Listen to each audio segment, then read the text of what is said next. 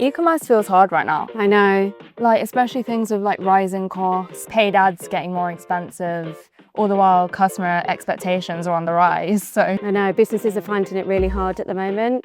Growth targets, customer expectations, I mean, it's really hard to make those decisions. It's making it really complex. And it feels like even the smallest of things can have such a big effect on everything else. Oh, 100%. E-commerce is just so interconnected at the moment.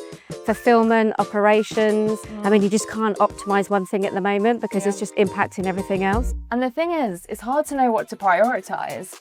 I mean, where do you even get the answers? eCommerce Expo is one of the few places where you can hear directly from other brands about what's actually working and what strategies they're prioritising. Join us on the 23rd and 24th of September at Expo London. Registration for eCommerce Expo is now live.